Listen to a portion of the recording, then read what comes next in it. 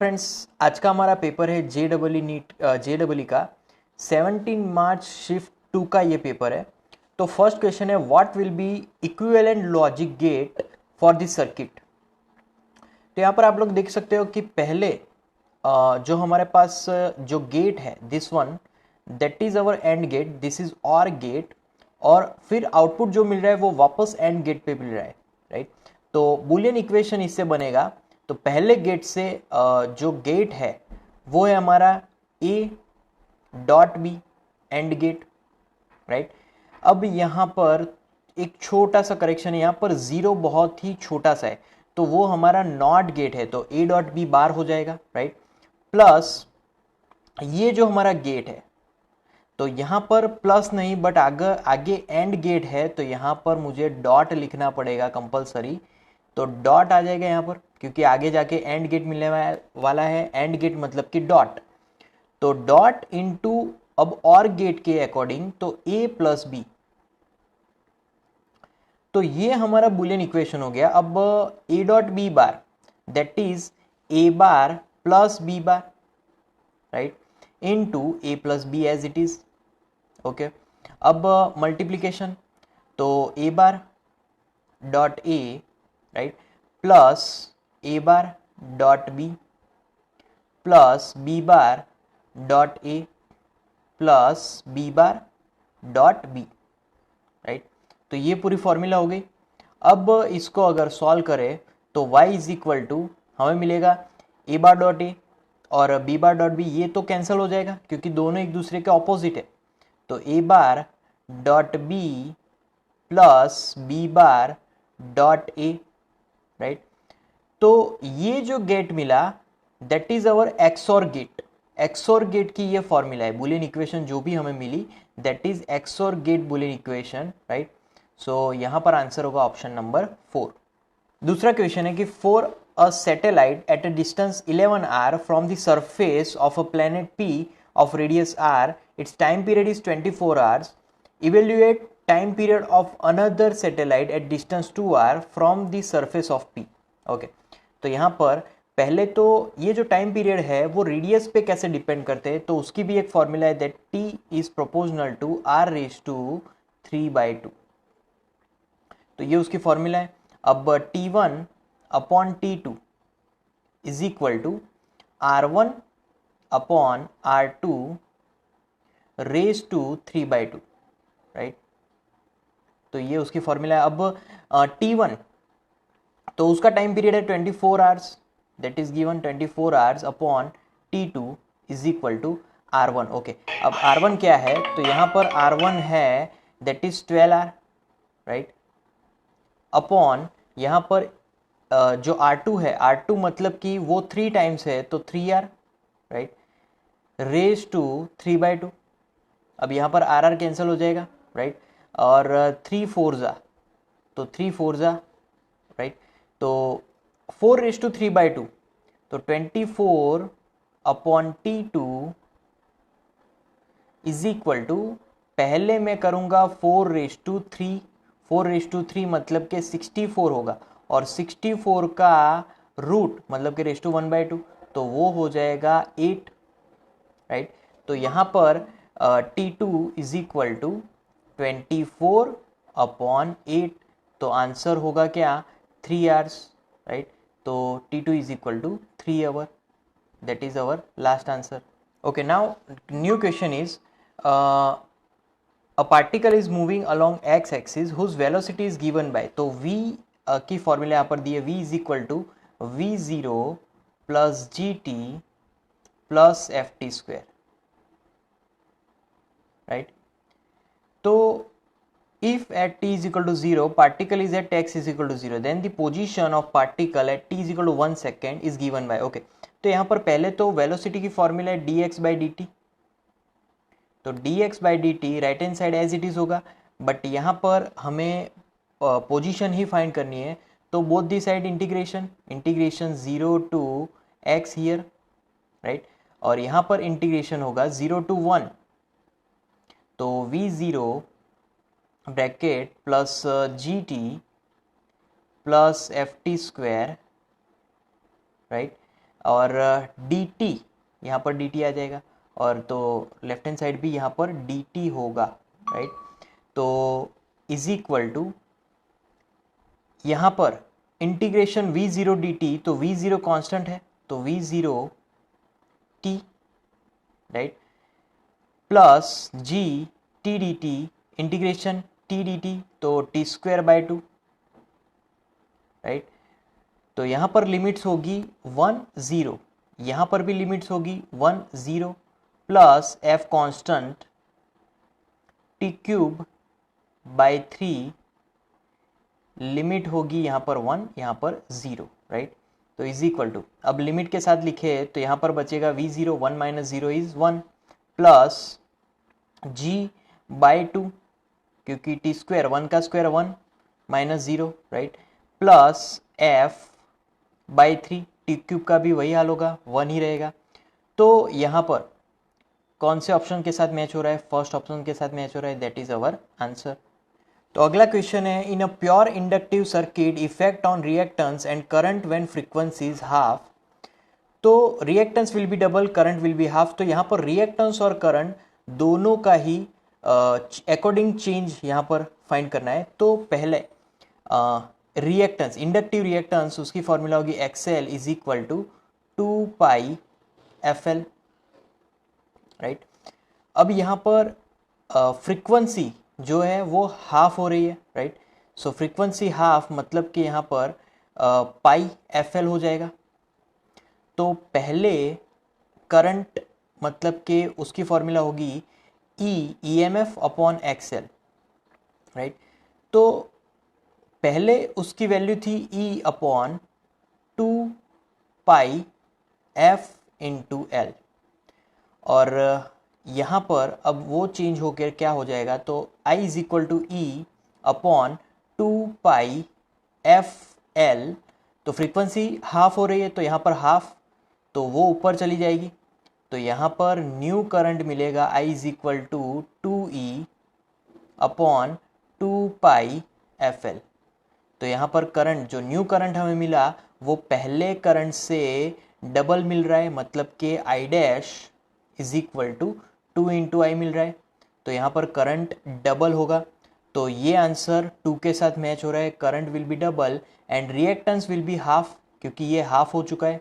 पहले 2 pi F L था, नया है पाई इंटू एफ इंटू एल, तो रिएक्टेंस हाफ हो चुका है और करंट डबल हो गया है। ओके, नए क्वेश्चन में 1 mole polyatomic gas with 2 vibration modes, if beta is equal to C P upon C V then beta is. तो यहाँ पर पहले तो पॉलीएटॉमिक के अकॉर्डिंग सी पी, उसकी फॉर्मूला होगी F by 2 plus 1 into R, और सी वी कॉन्स्टेंट वॉल्यूम के लिए वो फॉर्मूला होगी एफ बाई 2 इंटू आर। अब यहाँ पर हमें C P upon C V find करना है, तो C P upon C V, तो सी पी होगा एफ प्लस 2, यहाँ पर एल सी लिया, F plus 2 by 2 into R upon F by 2 into R. तो 2 कैंसिल हो गया, 2 कैंसिल यहाँ पर, तो बाकी बचा F plus 2 upon F, right. तो ये हमारी फॉर्मूला है। अब यहाँ पर हमें 2 वाइब्रेशंस मोड्स हैं हमारे पास, राइट, और 1 मोल पॉलीएटॉमिक गैस है, तो वहाँ पर degrees of freedom, right, degrees of freedom 3 plus 3 plus 2 होगा, तो टोटल 8 हो जाएगा, तो 8 plus 2 upon 8, so that is 10 upon 8, right. तो 10 अपॉन 8 मतलब कि 1.25, तो यहाँ पर ऑप्शन 2 मैच हो रहा है, so that is our answer. Okay, now question is P is the center of semicircular loop, then magnetic field at P is, तो semicircular loop है, तो P पर magnetic field फाइंड करना है, तो total magnetic field B is equal to, formula होगी mu 0 I upon 4 pi are.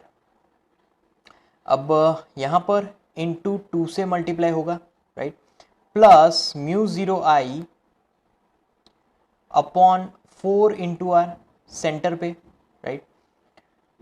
तो center पे यहाँ पर mu 0 I upon 4r common निकलेगा, तो बाकी बचा 2/पाई प्लस 1, तो is equal to mu 0 I upon pi एक एलसी है, तो यहाँ पर लिख सकते हैं 4 into pi into R, right, ये डिनोमिनेटर में है, तो इंटू 2 प्लस पाई आ जाएगा, और ये किसके साथ मैच हो रहा है, तो यहाँ पर मैच हो रहा है थर्ड के साथ, ऑप्शन 3 के साथ।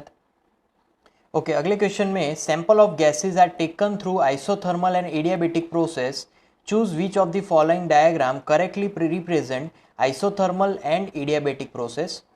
तो आइसोथर्मल मतलब कि वहां पर टेम्परेचर कांस्टेंट होगा, तो यहाँ पर आइसोथर्मल में सी पे टेम्परेचर कांस्टेंट है, बाकी किसी में नहीं। यहाँ पर एडियाबेटिक में टेम्परेचर कांस्टेंट है, वो पॉसिबल नहीं, यहाँ पर टेम्परेचर कांस्टेंट नहीं है ए और बी में, राइट।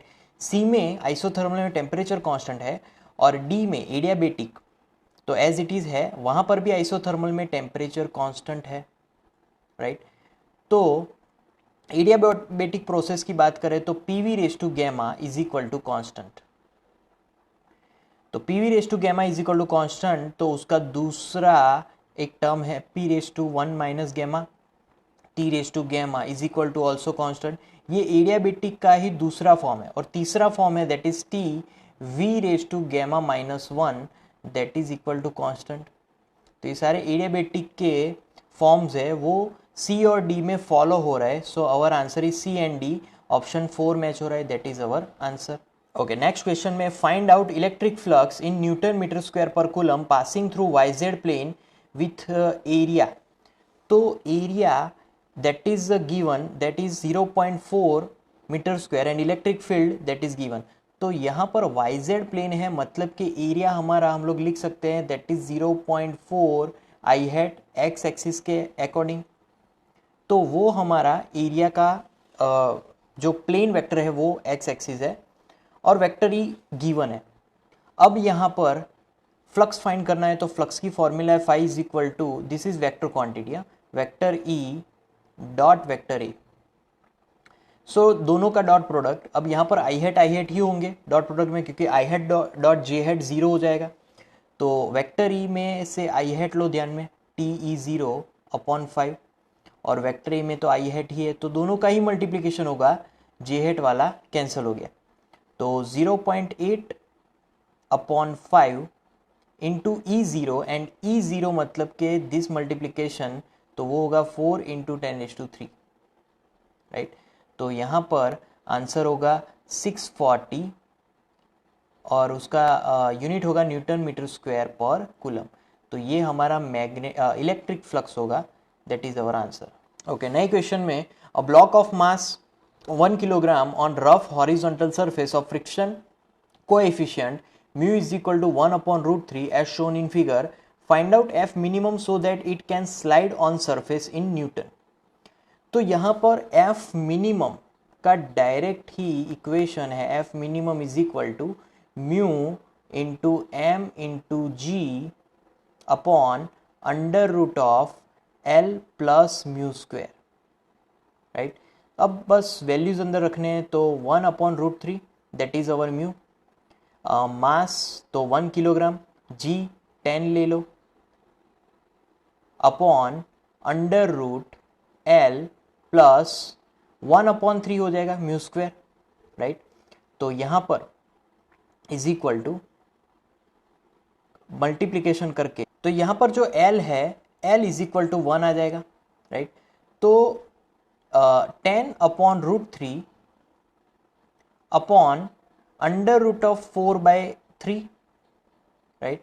तो इसका कैलकुलेशन मैं इस बॉक्स में करूंगा आगे, तो 10/√3 अपॉन √4 मतलब के 2/√3 आ जाएगा, तो यहाँ पर 2/√3, अब ये √3 कैंसिल, तो 10/2 बचा, 10/2 मतलब के 5, तो यहाँ पर एफ मिनिमम होगा 5 newton, that is our answer. Okay, नए क्वेश्चन में the diagram shows a quarter disc having uniform mass distribution if coordinate of centre of mass is XA/3π, XA/3π, then x is equal to what. तो आप देख सकते हो कि यहाँ पर जो भी एरिया कवर्ड है वो 4th पार्ट है, तो फोर्थ पार्ट मतलब कि 4 उसका एक्स एक्सिस 4a/3 होगा और y एक्सिस भी 4a/3 होगा, राइट। तो यहाँ पर कंपेयर करेंगे तो x is equal to 4 answer मिलेगा, so that is our answer. Now अब नए क्वेश्चन में a 2 microfarad capacitor is charge with 10 volt cell. Now cell is remove and this capacitor is connected with uncharge 8 microfarad capacitor. Find out final charge on 8 microfarad capacitor. देखिए इसका formula direct है और वो formula है v is equal to C1V1 plus C2V2 upon C1 plus C2। तो ये जो voltage है वो पूरे सिस्टम का वोल्टेज हो जाएगा।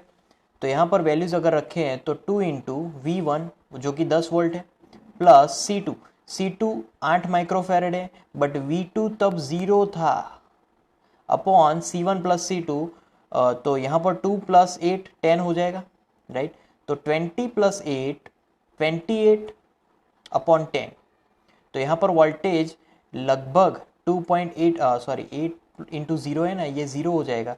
तो यहाँ पर 28 अपॉन 10 नहीं मिलने वाला है, यहाँ पर 20 अपॉन 10 मिलने वाला है क्योंकि ये टर्म तो 0 हो गया। तो 0 0 कैंसल, सो वोल्टेज मिलेगा 2 वोल्ट, राइट। अब फाइनल चार्ज फाइंड करना है 8 माइक्रोफैराडे कैपेसिटर पर। तो फाइनल चार्ज के लिए फॉर्मूला होगा Q is equal to CV। कौन से कैपेसिटर पर फाइंड करना है, तो 8 माइक्रोफैराड है तो 8 इंटू वोल्टेज 2, 8 2 जा 16, तो 16 माइक्रोकूलम ये चार्ज मिला हमें 8 माइक्रोफैराडे कैपेसिटर पर। ओके, नए क्वेश्चन में the potential energy of a particle moving in a circular path is given by U। एक फॉर्मूला दी गई है। Radius of circular path, assume Bohr model to be valid, the radius of nth orbit is r proportional to n raise to 1 upon alpha, और alpha find करना है हमें, right. तो यहाँ पर पहले तो मैं फोर्स की फॉर्मूला लिखूँ according to this potential energy. तो उसका एक रिलेशन है that is du by dr r hat, right. तो यहाँ पर उसका डेरिवेशन है, तो डेरिवेशन कैसे लेंगे, तो माइनस एज इट इज रहेगा, u0 कांस्टेंट है और r रेज टू 4 का डेरिवेशन पावर अहेड पावर -1 मतलब के r cube into r hat. तो ये फोर्स की फॉर्मूला हमें मिली। अब ये जो फोर्स है उसको कौन कंप्लीट करेगा, कौन उसको नलीफाई करेगा, तो उसको नलीफाई करने के लिए फोर्स है सेंट्रीपिटल फोर्स और उसकी फॉर्मूला है mv² अपॉन r। तो mv² upon r is equal to minus u0 4 r cube. अब r हैट वो तो यूनिट वेक्टर है, उसकी वैल्यू 1 हो जाएगी। तो यहाँ पर नेगेटिव साइन नेग्लेक्ट कर देते हैं, सिर्फ वैल्यू ध्यान में लेते हैं। तो mv² को सब्जेक्ट बनाए तो mv² is equal to uo 4r raise to 4, right.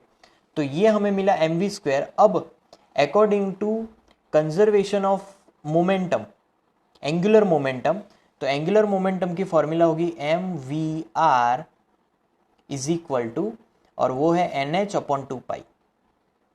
अब इस फॉर्मूला में से मैं v को सब्जेक्ट बनाऊं तो क्या मिलेगा, तो v को सब्जेक्ट बनाऊं तो यहां पर लिख रहा हूं v is equal to under root of whole formula.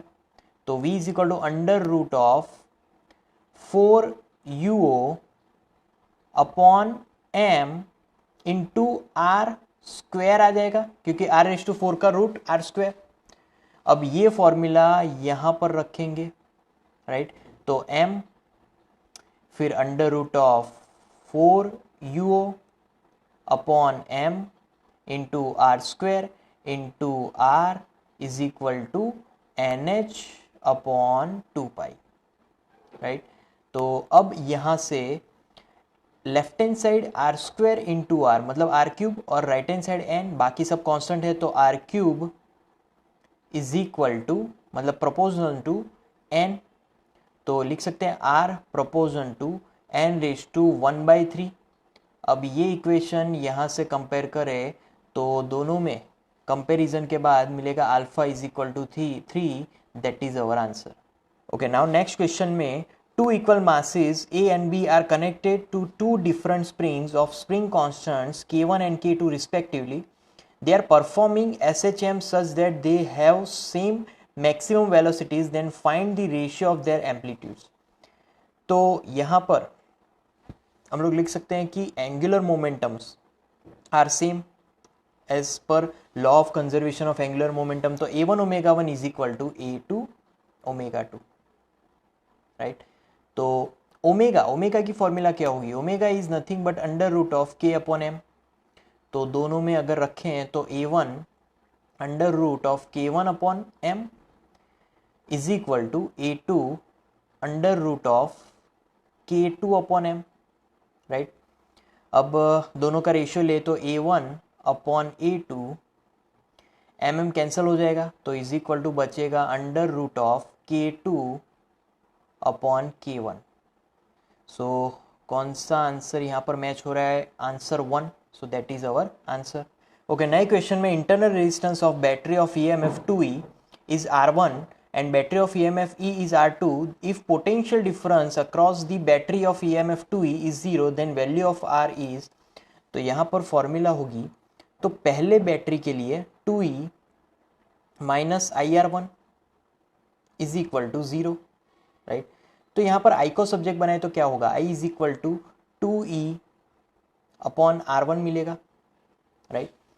अब पूरा इक्वेशन अगर लिखे तो वो मिलेगा 3E, क्योंकि दोनों बैटरीज का सम होगा, यहाँ पर दोनों बैटरीज के वोल्टेज इसका, तो 3E is equal to I into R equivalent, total circuit का रेजिस्टेंस का equivalent.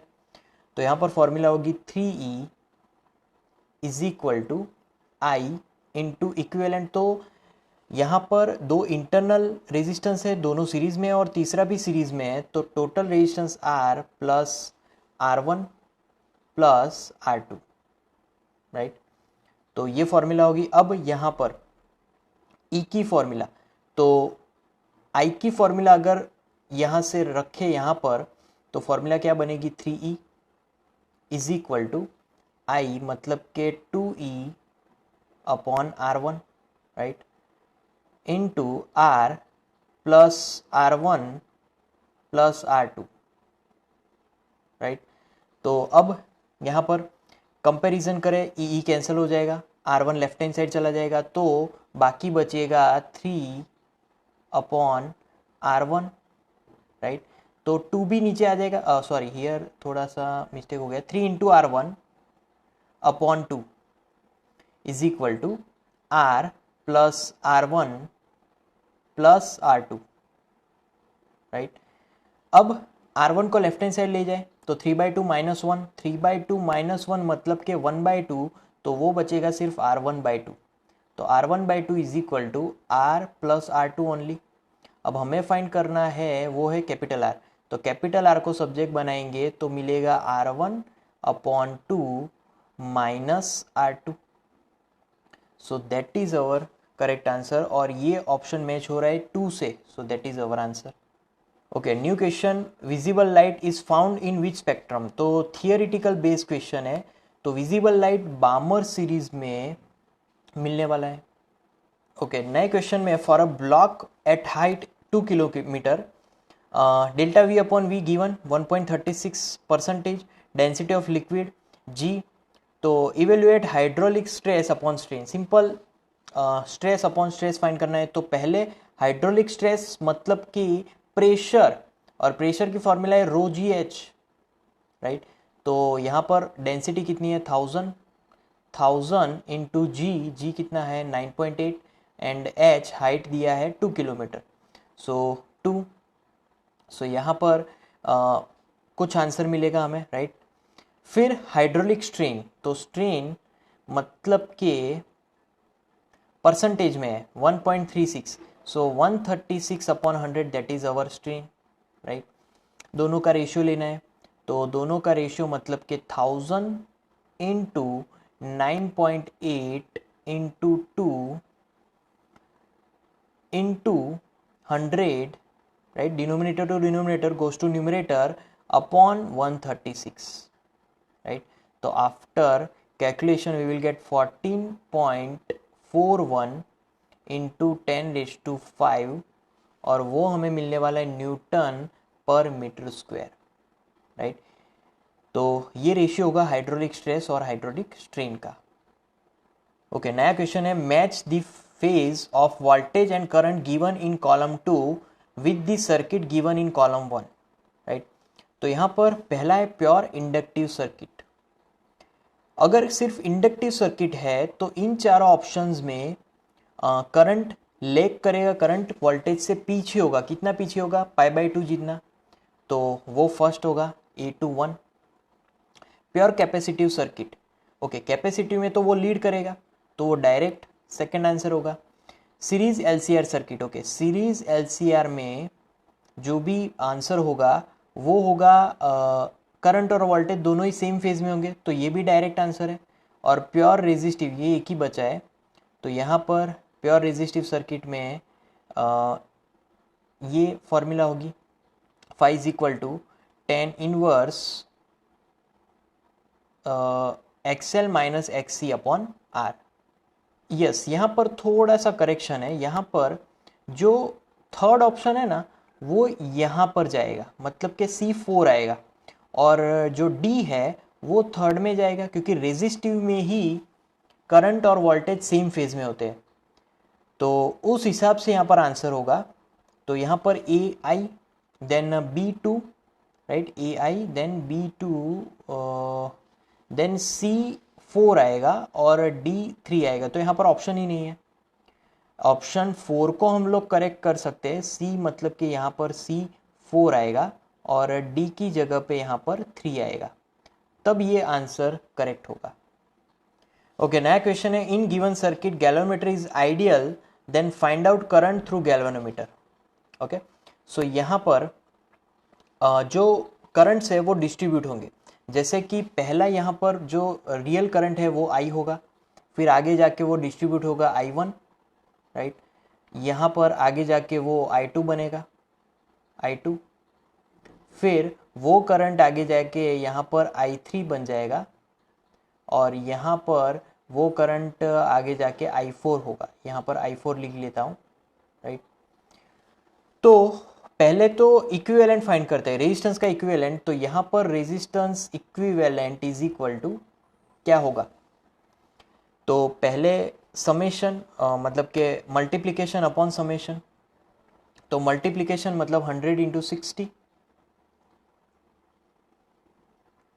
Upon 160 summation, right, plus 10 into 5 मतलब 50 अपॉन 60 15, राइट, 10 प्लस 5, तो दोनों का सम होगा फिर, राइट।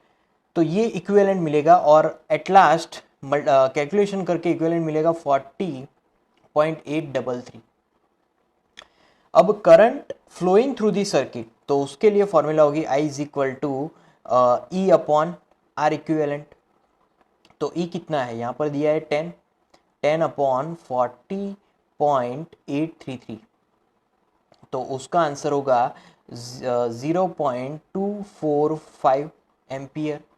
तो ये पूरे सर्किट का करंट मिला। अब मुझे I1 फाइंड करना है कि I1 में से कितना है, तो I1 के लिए I1 is equal to 60 I upon 160, right. तो 160 वो इक्विवेलेंट रेजिस्टेंस है उन दोनों के बीच का, तो 60 इंटू I अपॉन 160, तो दैट गिव्स अस 0.091 एम्पियर।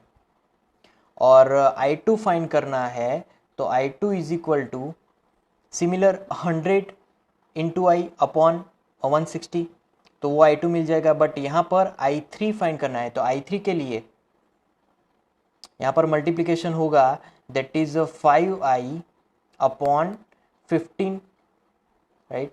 तो I की वैल्यू रखने के बाद हमें आंसर मिलेगा 0.0816 एम्पियर।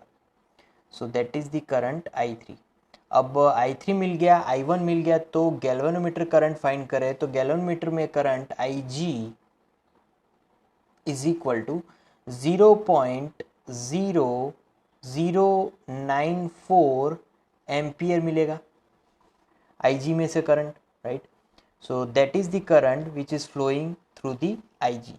ओके, नए क्वेश्चन में Two blocks of mass m each are connected by ideal spring and are kept on a smooth horizontal surface with the spring in its natural length. Another block of mass m moving with speed v collides with spring block system, then find maximum compression in spring in subsequent motion.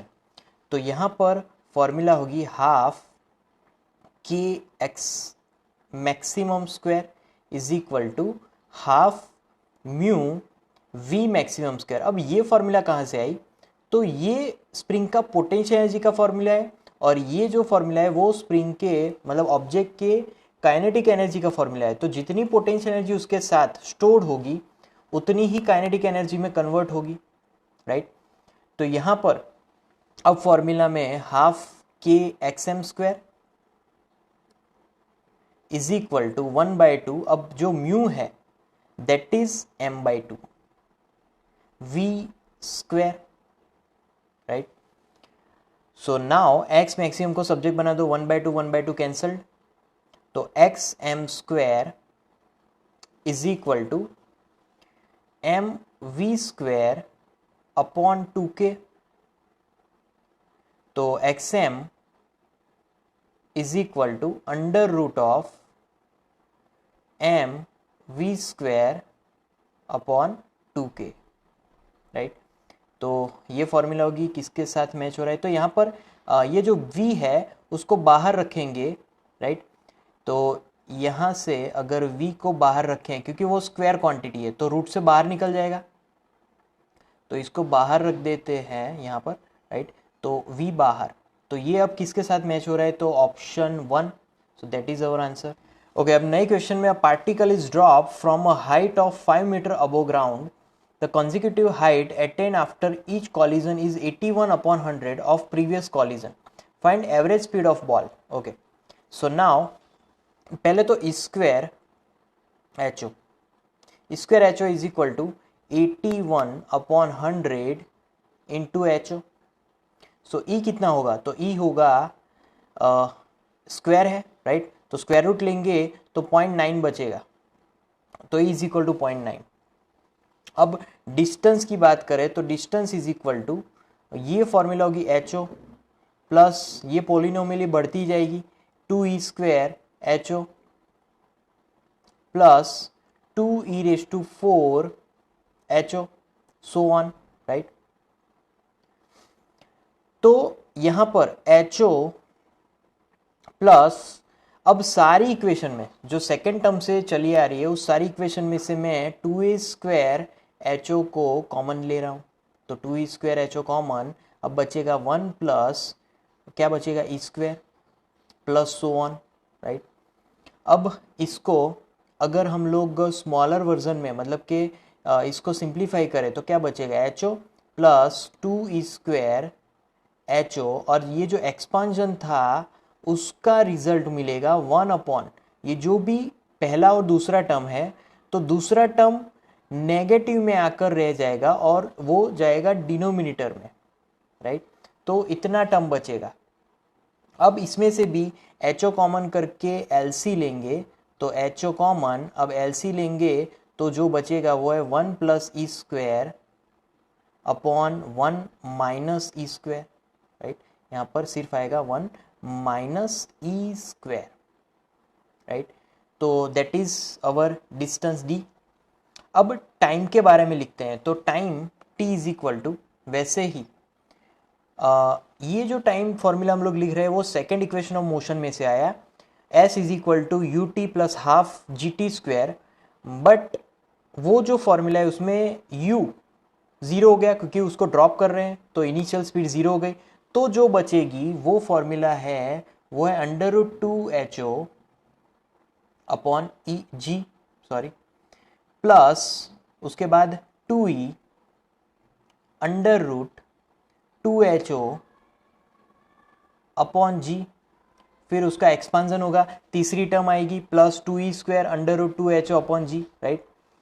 अब उसका भी जैसे हमने D में किया distance में, यहाँ पर उसका भी सिंप्लीफिकेशन करेंगे वैसे ही, राइट। आपको खुद से करना है यहाँ पर, मैं यहाँ पर डायरेक्ट आंसर लिख रहा हूँ, √2HO मिलेगा मुझे यहाँ पर इसका solution 2HO upon ji bracket 1 plus E upon 1 minus e, so that is time. अब एवरेज स्पीड की फॉर्मूला है, तो ये आपको स्क्रीनशॉट लेके याद रखना है। अब मैं पूरी स्क्रीन को रब कर देता हूँ और नई स्क्रीन में लिख रहा हूँ एवरेज स्पीड की फॉर्मूला। तो v average is equal to, average speed की फॉर्मूला क्या होगी, डिस्टेंस अपॉन टाइम, सिंपल। तो वो जो डिस्टेंस हमने फाइंड किया था वो अपॉन टाइम, तो डिस्टेंस मतलब कि HO जो हमने फाइंड किया था 1 plus E square upon 1 minus E square, right, upon time. Time यहाँ पर होगा √2HO अपॉन जी ब्रैकेट 1 प्लस ई अपॉन 1 माइनस ई। अब इसको सिंप्लीफाई करेंगे, फिर वैल्यूज रखेंगे। ई की वैल्यू हमने फाइंड की थी 0.9, राइट। HO हमारे पास है दैट इज 5, राइट। और कोई टर्म बाकी नहीं है कि जो हमें पता ना हो, राइट। तो सिंप्लीफाई करने के बाद हमारे पास जो बचेगा that is 2.5, so option b यहाँ पर मैच हो रहा है, so that is our answer. Okay, अब नए क्वेश्चन में solid sphere of mass 2 kilogram and radius 0.5 metre is projected from point a on a rough inclined plane as shown in figure. If it rolls without sliding, find the time taken to reach against A. Okay, तो यहाँ पर पहले तो acceleration की formula लिख रहा हूँ, acceleration A is equal to g sine theta upon 1 plus I upon m r square. तो ये जब कभी भी कोई भी ऑब्जेक्ट इंक्लाइन प्लेन पर चढ़ रहा है या फिर उतर रहा है तो उसके एक्सेलरेशन की ये फॉर्मूला है। अब वैल्यूज रखें तो जी की वैल्यू 10, अब यहाँ पर एंगल भी है साइन 30 मतलब 1/2 अपॉन 1 प्लस, अब मोमेंट ऑफ इनर्शिया, तो यहाँ पर स्फीयर का मोमेंट ऑफ इनर्शिया स्फीयर है तो वो है 2/5 m r square upon m r square, right. तो यहाँ पर वो कैंसिल हो जाएगा एम आर स्क्वायर, तो जो बाकी बचा उसका आंसर हमें मिलने वाला है 25/7, वो है acceleration of our object metre second two inverse, right. अब ऊपर चढ़ने के लिए कितना टाइम ले रहा है, so T up is equal to, अब फॉर्मूला है स्पीड अपॉन एक्सेलरेशन, राइट। तो स्पीड कितनी है 1 और एक्सेलरेशन है 25/7, तो ये आंसर मिला हमें 7/25, सो 7/25, राइट। अब यहाँ पर ऊपर चढ़ने के लिए जितना टाइम लगेगा उतना ही नीचे उतरने के लिए टाइम लगेगा, तो ये टी डाउन होगा एज वेल, TD।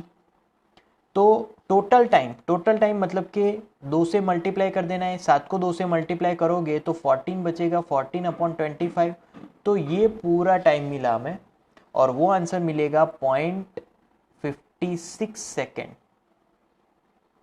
तो इसका आंसर होगा total time that is 0.56 second और ऑप्शन 1 मैच हो रहा है, so that is our answer. Okay, नए क्वेश्चन में a carrier YC is given in equation and YM भी दिया गया है। Evaluate its linear bandwidth whose omega m is equal to 1.57 into 10⁸ radian per second. Okay, तो bandwidth BW is equal to omega m into 2/पाई। तो omega m कितना है 1.57 into 10⁸ into 2/3.14, तो यहाँ पर ये कैंसिल हो जाएगा तो बाकी बचेगा 10⁸, तो आंसर होगा 10⁸ हर्ट्ज, ऑप्शन 3 मैच हो रहा है, दैट इज अवर आंसर। नए क्वेश्चन में a wave is travelling in possible x direction with speed. Okay, तो स्पीड दिया है, फ्रीक्वेंसी भी है, it's maximum distance travel by a point during to and fro motion is 6 centimetre. तो यहाँ पर मैक्सिमम डिस्टेंस है मतलब कि वो हमारा एम्पलीट्यूड हो गया, मीटर में फाइंड करना है तो मीटर में 0.06 मिलेगा metre. Find out equation of wave on a string. तो पहले तो हमें वेव वेक्टर के अगर फाइंड करना है तो के की वैल्यू है that is 1500, right, upon 239. So that is 5.1 पर मीटर. वेव वेक्टर है 5.1 पर मीटर, तो एक तो वो ऑप्शन होगा, और ए 0.06. फिर आता है ओमेगा, तो ओमेगा मतलब 2 पाई एफ, तो omega is equal to 2 pi f, right. तो 2 into pi into f, 2 into 3.14 into f, that is 239, right. तो वहाँ पर आंसर हमें मिलने वाला है, दैट इज 1500. तो यहाँ पर कौन सा ऑप्शन मैच हो रहा है, तो यहाँ पर एक्स डायरेक्शन होगा, पॉजिटिव एक्स डायरेक्शन है, तो यहाँ पर नेगेटिव आएगा, तो नेगेटिव उसी में है, तो option 1 answer, that is our correct answer. Okay, next question में find the minimum value of force in newton man should apply so that block can move. Okay, तो पहला जो मैं FBD लिखने जा रहा हूँ, T plus N1 is equal to 4G, right, mass into gravitational acceleration. तो ये पहले के अकॉर्डिंग. अब दूसरा ऑब्जेक्ट, तो दूसरे ऑब्जेक्ट में N2 प्लस N1 होगा 5 किलोग्राम पे.